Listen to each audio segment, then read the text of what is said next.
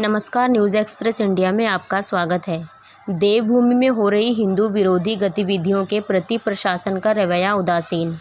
हिमाचल प्रदेश की विश्व हिंदू परिषद इकाई ने आज शिमला में प्रदेश में बढ़ते लव जिहाद, धर्मांतरण, लैंड जिहाद, गौ तस्करी और गौ हत्या के साथ हमारी राज्यों से काम की आड़ में आने वाले लोगों के पंजीकरण के मुद्दों को प्रदेश सरकार के उदासीन रवैये पर उदासीनता व्यक्त की है।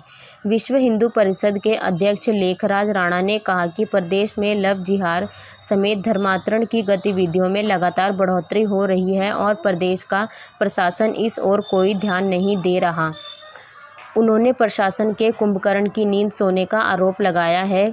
कहा कि चंबा के तीसा इलाके में भगवान हनुमान की प्रतिमा तोड़ने, गौ तस्करी, मुस्लिम तुष्टीकरण के मामले, जिला कांगड़ा के नूरपुर और इंदौर और ऊना में मंदिरों को तोड़ने, मस्जिदों का निर्माण किया जा रहा है। वह कई बार सरकार के सामने इस बात को उठा चुके हैं, लेकिन इस पर अपेक्षित कार्रवाई नहीं हो पा रही है। प्रदेश सरकार और प्रशासन के ढोलमोल रवैये के कारण प्रदेश में धर्मांतरण की गतिविधियों में भारी तेजी आई है। प्रदेश सरकार द्वारा धर्म की स्वतंत्रता कानून 2019 होने के बावजूद भी इस कानून का उल्लंघन किया जा रहा है और इनके खिलाफ कोई कार्रवाई नहीं की जा रही है। पूरे प्रदेश भर में ईसाई मिशनरी तेजी से काम कर रही है। साथ ही उन्होंने कहा कि प्रदेश में लव जिहाद और लैंड जिहाद के मामले लगातार बढ़ते चले जा रहे हैं। शिमला में तेजी से किए जा रहे धर्मांतरण का मामला भी उठाया गया है। विश्व हिंदू परिषद ने कहा सरकार पर उचित कार्रवाई करने के ना करने के आरोप लगाए हैं। विश्व हिंदू परिषद ने 19 सितंबर से 5 अक्टूबर तक रोज़ सप्ताह के रूप में चलाने की मुहिम शुरू करने जा रही है। इस दौरान विश्व हिंदू परिषद के कार्यकर्ता जिला केंद्रों में डीसी, एसडीएम और एसपी के माध्यम से धर्मांतरण, लव जिहाद, लैंड जिहाद, गौ तस्करी और बाहरी राज्यों से आने वाले मजदूरों के पंजीकरण के खिलाफ राज्यपाल बंडारू दत्तात्रेय और मुख्यमंत्री जयराम ठाकुर को ज्ञापन सौंपेंगे। विश्व हिंदू परिषद में प्रशासन पर आरोप लगाया है कि प्रशासन उदासीन रवैया अपनाए हुए है। उन्होंने सरकार से अपील की है कि प्रशासन को जगाया जाए और इन तमाम हिंदू विरोधी गतिविधियों को जल्द से जल्द रोका है। और क्या कुछ आपके आरोप हैं जिन पर कार्रवाई नहीं हो रही? पिछले कुछ वर्षों से हम लोग कुछ मुद्दों को लेकर के पूरे देश में भी और प्रदेश के अंदर भी संघर्षरत हैं, जिसमें लव जिहाद एक मुद्दा है, धर्मांतरण है, लैंड जिहाद है, फिर गौ तस्करी है, यह जो गौवंश की दुर्दशा हो रही है उसका विषय है। इसको लेकर के हम प्रदेश सरकार को भी पिछले 3 वर्षों से मिल रहे हैं। प्रदेश सरकार ने कुछ निर्णय अच्छे भी किए, जैसे गौ सेवा आयोग का गठन हो गया और उसी तरह से धर्म स्वतंत्रता विधेयक अधिनियम 2019 ये कानून भी बनाया। लेकिन देखने में आ रहा है कि इस कानून के कारण से भी जो इसका उपयोग होना चाहिए वो धरातल पर नहीं हो रहा है। अभी भी लव जिहाद के बहुत सारे मामले पूरे प्रदेश के अंदर हो रहे हैं। यहीं शिमला के अंदर पिछले कोरोना के समय में ही 2 मुद्दे जो हैं वो सरकार के समक्ष हमने उठाए। लड़की उनको धोखे से उनके साथ शादी कर ली, बाद में पता चलता है कि वो मुसलमान है। पहले अपनी पहचान छुपाई गई और बाद में जब उनको पता भी चलता है तो उनके साथ टॉर्चर किया जाता है, गोमांस खाने के लिए उनको बाध्य किया जाता है। तो अभी फिर वो जब लड़कियां पुलिस स्टेशन पहुंची वहां पर तो उनकी एफआईआर नहीं होती। विश्व हिंदू परिषद के दबाव के अंदर ही एफआईआर हुई, लेकिन फिर भी दोषी जो हैं वो बाहर घूम रहे हैं, उन लड़कियों को फ़ोन करके धमका रहे हैं और प्रशासन के पास बार बार इस प्रकार के मुद्दों को, इस प्रकार की चीज़ों को लेकर के हम लोग जा रहे हैं। तो लव जिहाद पर नियंत्रण लगे, ऐसे लव जिहादी मंडी में भी हुए, कुल्लू में भी हो रहा है, नूरपुर में हुए हैं, चंबा में हुए हैं। ऐसे जो बाहर हर स्थान पर जो केस हो रहे हैं तो हम प्रशासन के ध्यान में लाते हैं, लेकिन प्रशासन बहुत ज़्यादा गंभीरता से उसके ऊपर कार्रवाई नहीं करता। एक तो हमारा मुद्दा ये है। दूसरा धर्मांतरण है। ईसाई मिशनरीज स्थान स्थान पर लोगों को लालच दे करके, ठग करके, धोखे से, और कहीं कहीं पर तो अब भगवा पटका पहन करके, अपने हाथ में डोरी बांध करके, माथे पर तिलक लगा करके भी वो लोग जा रहे हैं और लोगों को बरगला करके होम चर्च बनाते हैं। और होम चर्च के कारण जो है वो वहाँ पर धर्मांतरण का एक बहुत बड़ा नंगा खेल जो है वो हो रहा है ईसाई मिशनरियों के द्वारा पूरे प्रदेश भर के अंदर।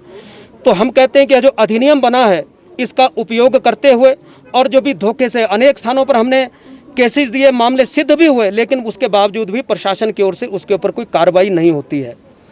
तीसरा हमारा मुद्दा है कि जो बाहर से जो प्रवासी मजदूर यहाँ पर आते हैं, उनकी कोई ना कोई पहचान पत्र या उनका रजिस्ट्रेशन का कोई ऐसा सिस्टम किया जाए, क्योंकि अधिकांश लोग इस प्रकार के लोग जो हैं वो लैंड जिहाद के अंदर भी, लैंड जिहाद अर्थात सरकारी भूमि पर अवैध रूप से मज़ारों और मस्जिदों का निर्माण करना, सरकारी भूमि पर कब्जा करना और दूसरे लोगों को भी बाहर के प्रदेशों से ला करके वहाँ पर बसाना, ऐसे अनेक किस्से नूरपुर के अंदर हो गए, चंबा में हो गए, मंडी में हो गए, यहाँ पर शिमला के अंदर आरटीआई के अंदर जो हमने सूचना मांगी, उसके अंदर भी यहाँ पर सूचना रेवेन्यू विभाग की तरफ से दी गई है कि यहाँ पर भी अवैध मस्जिदों का निर्माण हो रहा है और वो लोग बाहर के लोग हैं जो इस प्रकार के अवैध निर्माण को उसका कार्य कर रहे हैं।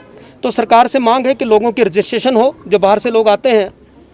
और ये जो गोवंश है, गोवंश की तस्करी, क्योंकि अनेक स्थानों पर आज भी, यद्यपि यूपी के ऊपर जो नकेल कसी है उसके कारण से थोड़ा कम भी हुआ है, लेकिन तीसा के अंदर पिछले दिनों में ऐसे किस्से हुए हैं, ऊना के अंदर ऐसे किस्से हुए हैं, सिरमौर के अंदर ऐसे किस्से हुए हैं, रोहड़ू के अंदर हो गया। तो गोवध होता है, गो की हत्या होती है और साथ में गोवंश का तस्करी हो रही है।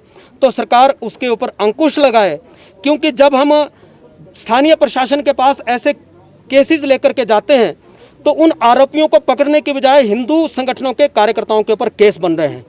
रोडू हमारे सामने है, चंबा के अंदर ऐसा हुआ है, कुल्लू के अंदर ऐसा हुआ है, सिरमौर के अंदर ऐसा हुआ है, धर्मशाला के अंदर ऐसा हुआ। शिवलिंग को तोड़ करके बाहर फेंक दिया गया।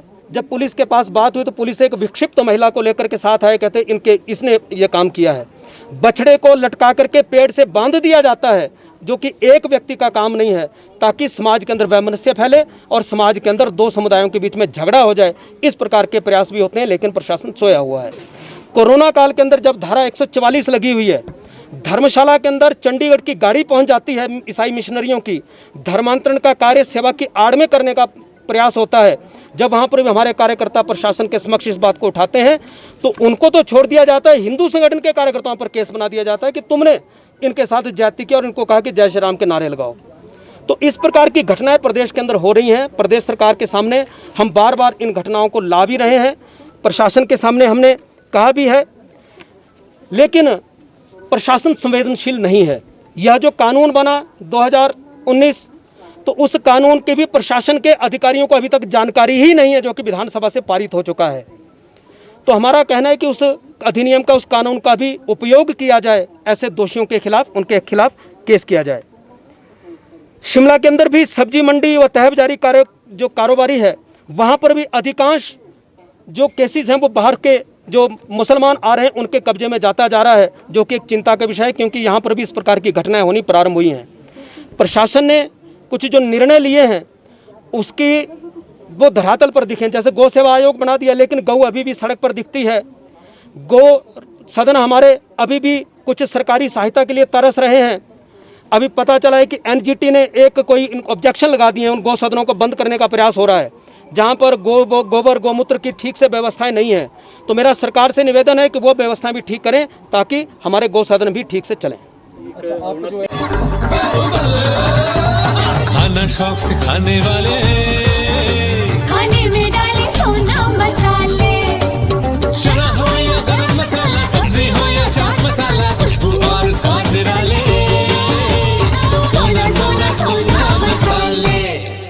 मस्त मसाले है सोना, रोजाना स्पेशल खाना, चाट मसाला, चना मसाला, गरम मसाला, सोना। अब रोजाना स्पेशल खाना, मसाले सोना।